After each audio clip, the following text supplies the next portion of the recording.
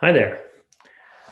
Welcome to the Phonological, Phonemic Awareness, and Phonics, What Every Primary Grade Teacher Needs to Know and Do module sponsored by the University of Wyoming.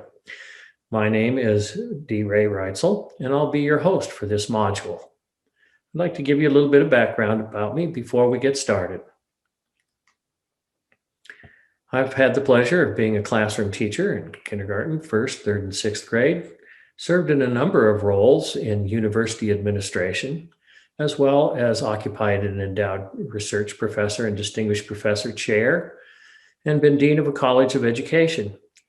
You'll see a cover of one of my books that has been moved into its 8th edition and looking at a 9th in this next year. And I am a researcher.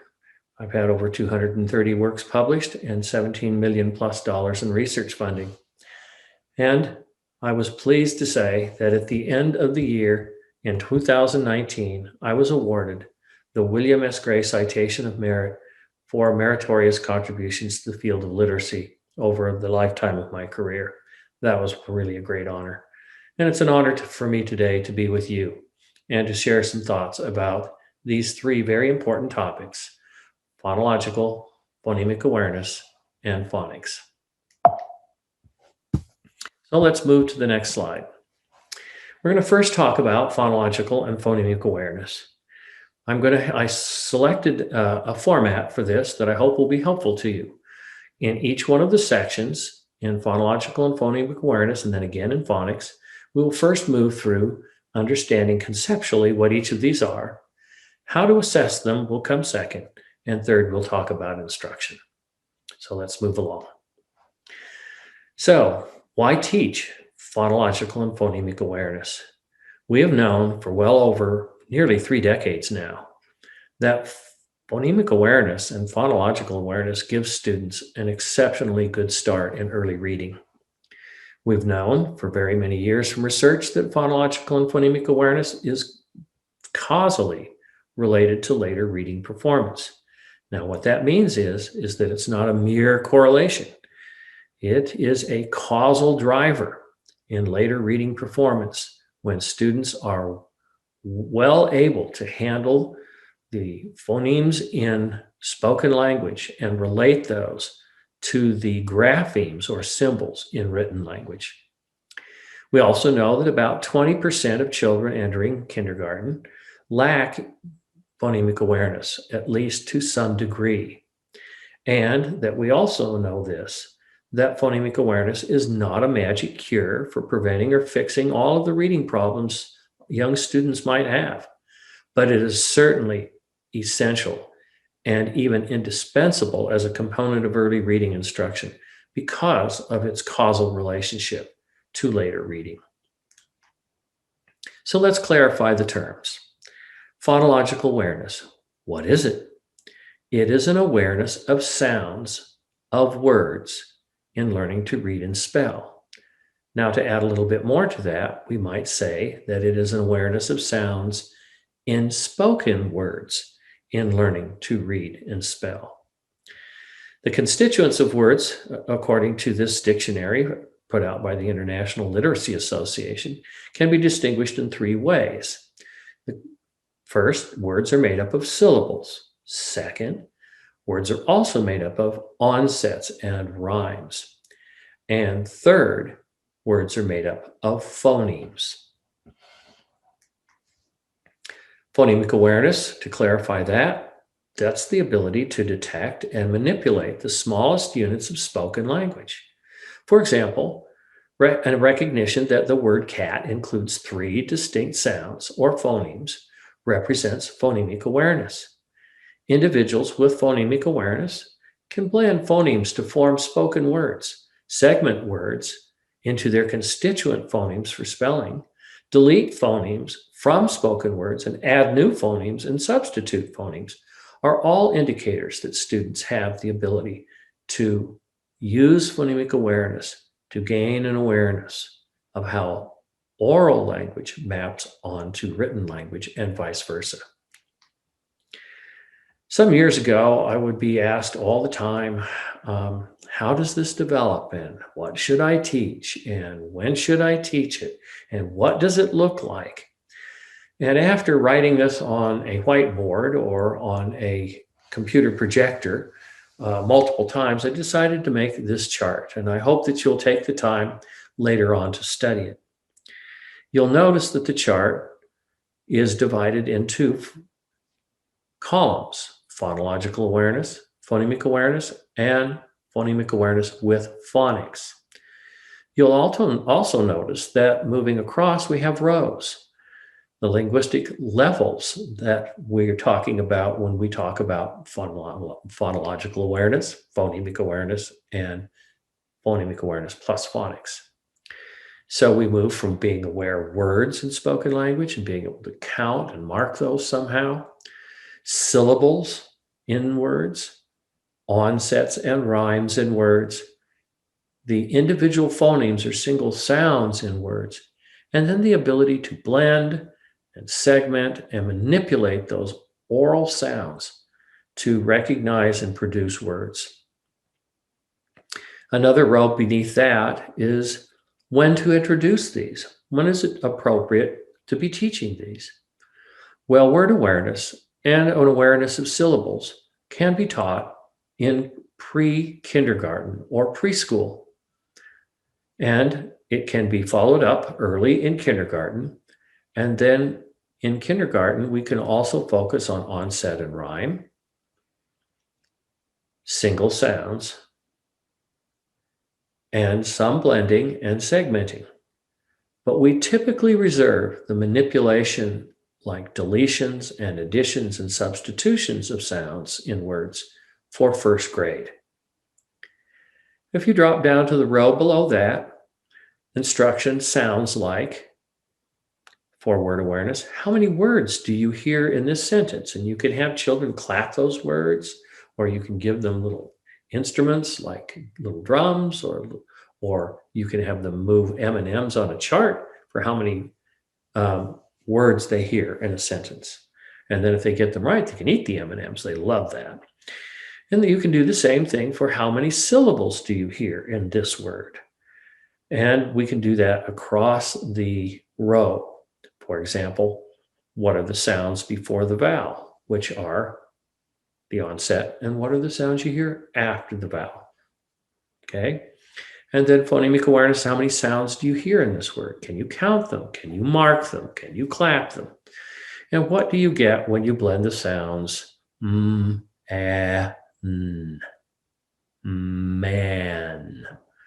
And with segmentation, what sounds do you hear in the word cat? K, t. And what word do you get when you take the K or the K sound off of cat? What word would you get if you substituted an sound? Rat, and so forth. Responses from children are listed in the next row down. Things that they can do: count, clap, manipulate markers. And the highest, helpful hints that I'd like to point out. Again, counting, the dog ran, for how many words are in a sentence. The best to start with compound words when you start with hearing how many words there are in, or how many syllables there are in words, because those are very separate. They can hear them: cow, boy, two. And if you move from there to window, which is not a compound word, they get a better sense of it when you start with compounds and then move to words that are not compounds. So onsets and rhymes, again, window, what, in, onset, what, in is the rhyme, onset is the what. And so you can kind of get these little helpful hints across this lower vertical line about how to handle this with children. And then there's one little thing at the bottom I don't want you to miss. And that is, the National Reading Panel found that about 20 hours of total hours of phonemic awareness instruction is typically enough for any child, even those coming in lacking phonemic awareness, to get the job done. So if you think about that, only 18 hours of instruction over a period of stretching from perhaps late preschool all the way into first grade, the teaching episodes in phonological awareness, phonemic awareness, are going to be relatively short, probably 5 minutes or less. So I hope that chart will be helpful to you. Now, how can we assess phonemic and phonological awareness? Well, segmenting is one type of phonemic awareness ability, as you saw in the chart, enabling children to reach very high levels of early reading achievement. This is work done by Stuart Yeh, reported in the Early Childhood Research Journal, Early Childhood Research Journal, by Stuart Yeh in 2003. Showed that was very closely aligned with later reading ability. So in phonemic segmentation tests, students are asked to listen to and isolate sounds in spoken words. So they would listen to a word like sit, and then they must figure out how many sounds they hear and be able to isolate each one of those. Sit, sit, it, it. 3 sounds, each of them separate. And when students can do that, this is most helpful in their spelling and writing ability later on. So I'd like to just list a few well-known phonological and phonemic awareness tests that you may want to look up. I have put asterisks by those that are available free on the internet, and the others are available commercially for purchase. Dibbles, a well-known battery known as the dynamic indicators of basic early literacy. The initial sound fluency and phonemic segmentation tests are both freely available on the internet, and they're very quick. You can usually give them in less than a minute or so.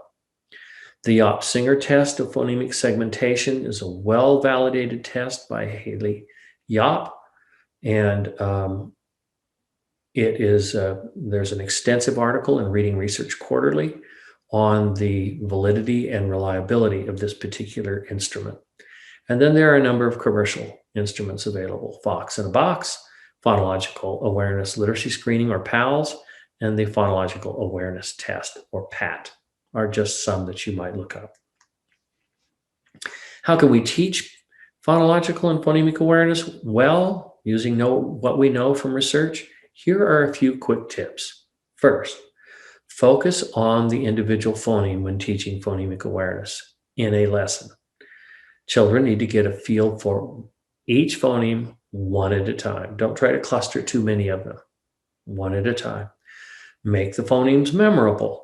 Use analogies, illustrations, gestures, letters, chants, raps, songs, letter pictures using something like the letter wrapped around a picture of a snake, say it was the S, and a careful exploration of how to say a phoneme, tongue ticklers that make use of alliterations and rhyming.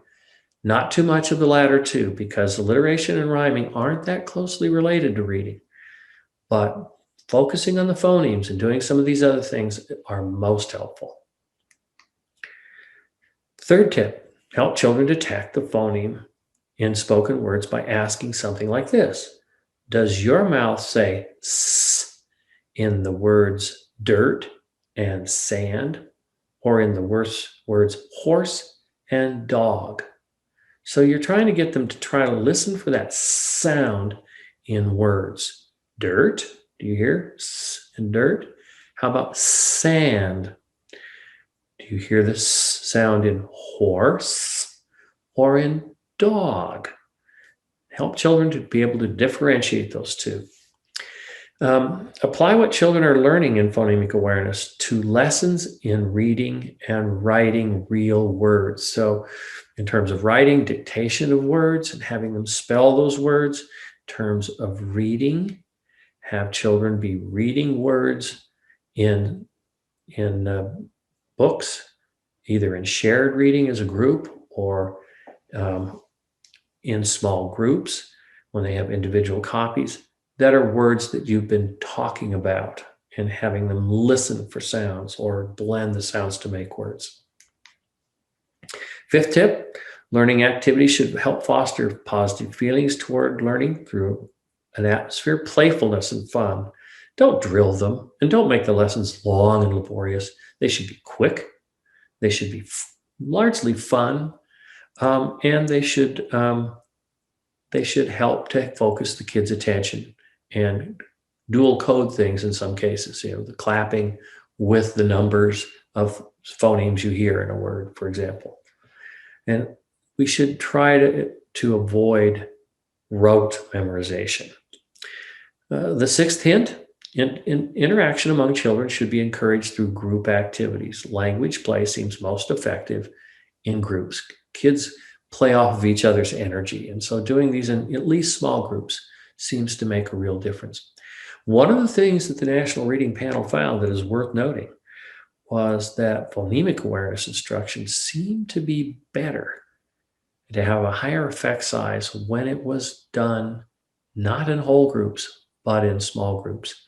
And I've tried to think about why that would be, and it's probably because as you articulate those sounds as a teacher, you're closer to their ears in a small group than you are in a large group. Seventh tip, curiosity about language and experimentation should be encouraged. Teachers should react positively when students engage in language manipulation and should do so themselves occasionally. Have a little fun, laugh about it. Read familiar stories aloud using spoonerisms to alert children to phonemic elements in language. My grandchildren, poor little things, I love to do spoonerisms. And so I would always say, "You want me to tell you a story before we go to bed?" And they would say, "Sure, Grandpa, tell us a story." And then I would start into the P. Little Thrigs, or one of those stories is here, the family of Beathrares. And Loldygawks. And they always hear that and say, "No, Grandpa, it's Goldilocks. No, it's the Three Bears." This is helping them to hear those sounds and words and pay attention to language. And they love it. It's quite fun. Eighth tip, teachers should be prepared for wide differences among students in their acquisition of phonemic awareness. You need to test them before you teach them. We know that. We should target our instruction to what we know about their learning needs. Some children will catch on rather quickly, whereas others will need a great deal more of guided practice with your help as a teacher. And we should avoid making quick judgments about children based on how they perform certain phonemic awareness activities. So they may do well with blending, but have a terrifically difficult time with segmenting, or they might be able to segment well, but they can't substitute phonemes later on and manipulate those. So pay attention to what they need. Number 9, lessons should be short, 3 to 5 minutes daily, no more than 2 PA concepts taught at a time. And when I say concepts, I mean the idea of blending and the number of elements you're going to be blending and the number of different elements you're going to be blending. So try to stick with only 2 concepts. Same thing with the levels. Don't do more than 2 levels at a time, blending and segmenting. Don't do manipulation and single segmentation, isolation on top of blending and segmentation. Try to keep it to just 2 concepts per lesson. And no more than 18 total hours of instruction unless you find through diagnosis and teaching that children are having problems getting it. And then you deliver that in a small group in a way that gives those children more practice than the typical would be needing based on diagnosis and assessment. Some great resources for you as a teacher. I tried to make these available to you. International Literacy Association has a wonderful document called Phonological Awareness in Early Childhood and Literacy Development. If you'd like more information, there is the link. Another great little quick course on this is called Phonological Awareness 101, Everything You Ever Wanted to Know About this Foundational Skill at Curriculum Associates. I authored that one. And then Phonemic Awareness Activities for Early Reading by Wiley Blevins. It's a scholastic book that you can purchase, and a lot of good ideas in there for phonemic awareness. So that brings a wrap to phonemic awareness and phonological awareness, and we'll move quickly on to phonics. Again, organized with conceptual understanding, assessment, and instruction. So why do we teach phonics? Well, we know that phonics instruction helps all children learn to read, but especially children living in poverty. When you examine the meta-analysis effect sizes that the National Reading Panel found for phonics instruction, one of the things that struck me was that the effect size was 50% greater on the effects of teaching phonics on children's early reading ability than for children who did not live in poverty. That's pretty significant. And so the children who need this most are the ones who are struggling with reading because of a lack of exposure to written language, to oral language, to work with language, and also have a lack of exposure to oral language. So please understand that phonics instruction is good for all, but it's especially good for those who are at risk due to poverty. We also know that systematic phonics, explicit phonics instruction, is more effective than incidental, implicit phonics instruction. We'll talk more about that in a moment. Poor readers have weak phonics skills and rely heavily on context clues to guess word pronunciations, and I might add, they also rely heavily on illustrations. Phonics instruction improves word spelling ability, so that gives them a jump start in their writing, and strong phonics skills help poor decoders decode unfamiliar words with less effort, leaving more of their thinking or cognitive capacity for comprehending the text as they read. What is phonics? It is an approach to teaching reading that emphasizes the systematic relationship between the sounds of language and the graphemes, letters or letter combinations, that represent those sounds. And the most important thing we need to know about it is not just learning these pairings of sounds and language and letters or graphic representations. It is putting this knowledge to work in decoding printed words and encoding printed words in reading and spelling. There are 5 types of phonics instruction that the National Reading Panel identified. Synthetic phonics, where students learn how to change letters or letter combinations into speech sounds and then blend these speech sounds together to pronounce known words. So a lot of people call this sounding out words.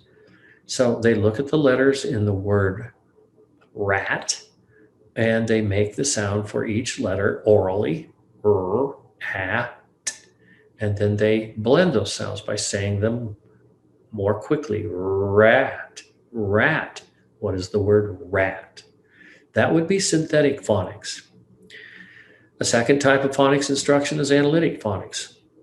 That's where students analyze previously learned whole words. They can recognize these words already. So they might know the words Sam, stem, and stop, for example. And then they can analyze these words. Like, how are they alike? Well, they both start with the same sound. What sound is that? What letter does that sound represent? This is analytic phonics, where you're analyzing the words you already know how to read and spell for what constituents are in the word, what phonemes are there. The third type of phonics instruction is embedded phonics. This is where teachers select texts for reading with, to, and by children in which the instructed phonics elements appear frequently to optimize their opportunity for practice. For example, the text Mrs. Wishy-Washy uses the sound W or W quite frequently throughout the book. So a teacher might select that book to reinforce the W sound and letter that you're teaching in phonics so that students can have a good amount of practice. The next type of phonics instruction is analogy phonics. This is where students know a base or sometimes a rhyme for a word, for example, like "ite." And then if you put in front of it, you get right. If you put in front of it, you get light. If you put in front of it, you get might. If you put in front of it, you get night. So they know how to use what they have learned about a word part and add new onsets to it to multiply, literally, their ability to recognize words with that familiar word part or phonogram, we call these. And that would be learning by analogy. And then, of course, there is spelling, where students segment spoken words into phonemes and write the letters that represent each sound in the spoken word to spell words. And this is a great way to kind of come at phonics from the other angle, rather than trying to teach kids how to say words they see and don't know. This is give them a word they know and see if they can break it down into its constituent elements, write it, and that somehow writing sometimes really helps students who don't get it from the reading side. Now, what do we know about these 5 types of phonics instruction? Well, we know, for example, that the National Reading Panel did not find that any one of these 5 was significantly better than the others. However, the strongest effects were in the synthetic phonics groups, but they weren't statistically significant from one another. So you probably ought to try to use more than one phonics approach with students. It's like, if you're teaching it with synthetic phonics, follow up with a little bit of spelling with phonics. Maybe even try to find a book that they can read and apply their phonics knowledge for that particular constituent phonemic and phonics element, not phonemic element, phonics element. So do know that it's very important that the phonics that you teach cut across different approaches, that it be systematic, meaning that you have a scope and sequence, a curriculum that takes it from what's the first thing you teach to the last, and we don't have a research validated curriculum for the right order to teach phonics. So schools should adopt a program that has a scope and sequence, follow it in every grade across the grades for phonics instruction. And finally, we know that explicit instruction really, really helps. No matter what approach you're using, make sure that you explicitly explain the phonics instructional approach you're using and how it can be helpful. Now, what is explicit instruction? A quick review.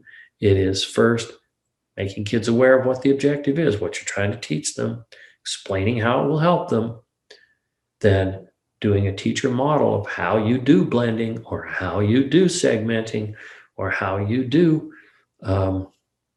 how you spell a word, which is segmenting, how you blend to say a word, which would be synthetic phonics, how you can pay attention to words in books that have been selected that use those phonics elements, like a decodable book. So be very careful to provide that kind of teacher modeling, how you would use it, then guide their practice, release responsibility from you to them over multiple examples of the words where you're trying to use the phonics elements you're teaching. And then finally, getting them to do independent practice. So it's important too that every phonics lesson end with reading words that uses that phonics element and writing words, spelling words that use that phonics element. Otherwise, it's just memorizing phonics elements and not putting them to work in reading. So assessing students' phonics knowledge, the Consortium on Reading Excellence Core Phonics Survey is a quick and easy to administer and affordable phonics screening and diagnostic test. It's composed of 2 scales, subscales, alphabet skills and letter sounds, and then reading and decoding skills. In the alphabet side, they have you assess students' knowledge of and recognition of upper and lowercase letters, as well as consonant and long and short vowel sounds. And then the decoding side, the reading and decoding, takes you through various patterns, CVC words, consonant blends, with short vowels, R-controlled vowels, short vowel digraphs and trigraphs, long and variant vowel spellings, low frequency variant vowel and consonant spellings, and multisyllabic word decoding. The test has fairly good psychometrics around it. In a study that we did of the core phonics survey, we found that the reading and decoding had very strong evidence, and the alphabet letter sounds and skills was acceptable. And the great thing about this one is that you can find it everywhere. If you'll notice at the very bottom, I gave you a website where you could pick this assessment up from the internet for free and use it. So now, having talked about how you might assess phonics, let's move to teaching phonics. Tips for successful phonics lessons. I'm sorry to say that we have a little bit of a problem there with the two words together. First, provide systematic phonics instruction. That means that you select that scope and sequence of skills and that you follow it from grade to grade, across the grades, and across classrooms within grade. Everybody doesn't get to do their own thing in phonics instruction if it's systematic. And there is no research validated system. So pick one, stick with it. Phonics lessons should implement the elements of explicit instruction. And I've listed those again just for sake of review here. Focus lessons not only on the what of phonics, okay, which is today we're going to learn what sounds the letter K makes, okay? And we're going to blend words and we're going to segment words with that K sound, with the K letter. But we want to do that again in reading real texts that have K words in them and writing spelling words or dictating words that students spell with the K sound and letter in them. Every phonics lesson should include time for applying phonics then in reading and spelling words. Phonics instruction should conclude by the end of second grade unless there's a diagnosed individual need for more phonics instruction. Some struggling students find multisensory phonics instruction helpful, using tactile objects, kinesthetic actions. So if that's helpful to them, allow them to do it. You know, I have to say that, I had kids draw letters in the air. I had kids draw letters in the palm of their hands or on the back of their kids seated in front of them on the rug. That can be helpful for some children. Number 6, phonics instruction in grades subsequent to second grade should focus more on structural analysis of word parts and patterns, morphemic analysis, prefixes, suffixes, root words, including Latin and Greek roots. If you really want to test yourself and see how knowledgeable you are about phonics, and you want to learn more about phonics, if you feel like you don't have a strong phonics background, you can look at the Louisa Motz's Letters program, and maybe even complete the modules in this book on language essentials for teachers of reading and spelling. It will bulk up your knowledge, and it will also, you could also, if you have a whole group of teachers that don't feel strong about their phonics instruction, don't know it well, you could have a letters workshop brought in and actually have a professional development around this.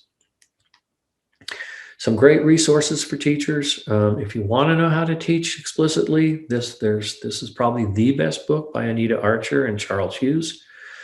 Explicit Instruction, Effective and Efficient Teaching. I've given you the website there where you can find it.